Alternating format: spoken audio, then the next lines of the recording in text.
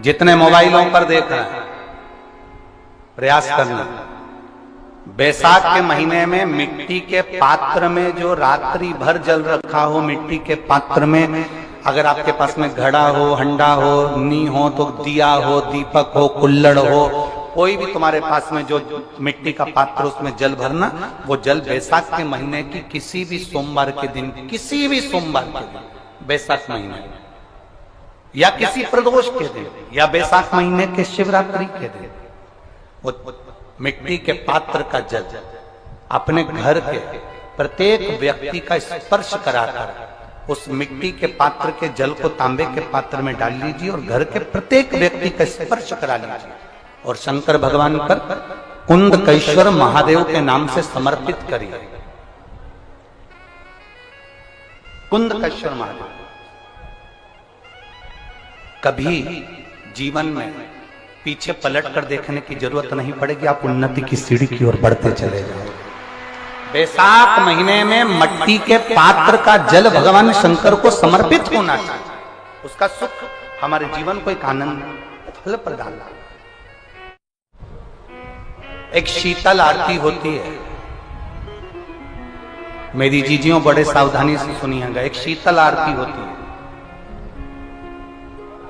कभी अगर तुम्हारे जीवन में अगर कभी तुमको ऐसा लगे कि रोग बड़ा भारी हो चुका है और बहुत भारी रोग मुझे घेरता जा रहा है, या डॉक्टर को दिखाने जा रहे हो और तुम्हें ऐसा लग रहा है कि डॉक्टर कोई बड़ी बीमारी बताएगा, तो उस समय पर शीतल आरती का प्रयोग करें।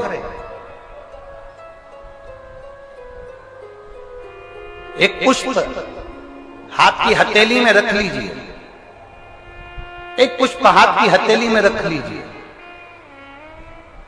और यहां तक शास्त्र कहता है अगर हो सके तो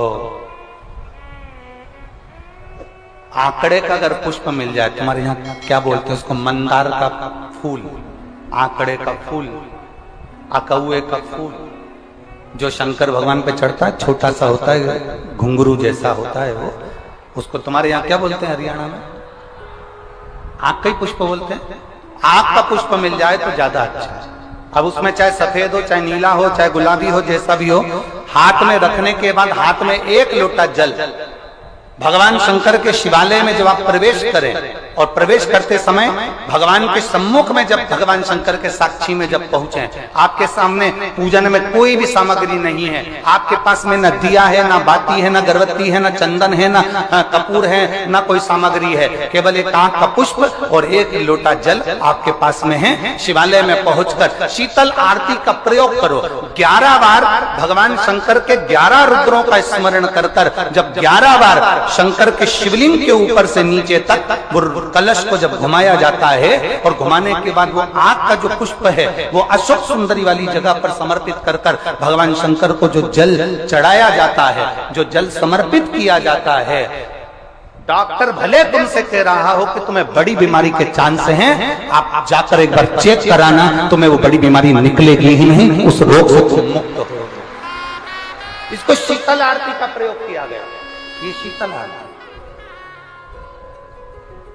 इसको शीतल आरती कहा। शिव की प्राप्ति का, एक रोग से मुक्त होने का। अब आपसे कोई कहे कि ये शीतल आरती का प्रयोग सबसे पहले किसने करा, तो आपको ध्यान लगाना है इस प्रयोग को। सोमनाथ जी की कथा का स्मरण करिएगा, सोमेश्वर की कथा का स्मरण करिएगा। आप स्कंद पुराण में, शिव महापुराण में सोमनाथ जी की कथा का स्मरण करिएगा। चंद्रदेव को काया का रोग हो गया, रोग इतना भारी था, चंद्र समझ नहीं पा रहे थे मैं करूं क्या। जब देव ऋषि नारद के पास पहुंच गए, नारद जी ने कहा एक पार्थिव शिवलिंग का निर्माण करो, बालू के शिवलिंग का निर्माण करो, और समुद्र का ही जल भगवान शंकर को उनके आनंद से आरती कर कर उनको चढ़ाने का प्रयास करो। और शिव ने ऐसी कृपा कर दी कि चंद्र के पास आकर भगवान शंकर ने कह दिया, चंद्र मैं तुझे वर देता हूं, तेरा काया का रोग समाप्त होगा, ये मेरा वर है, क्योंकि तूने मेरे शीतल आरती का प्रयोग किया।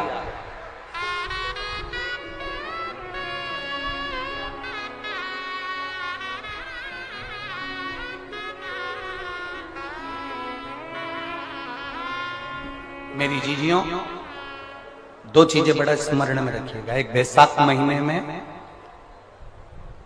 मट्टी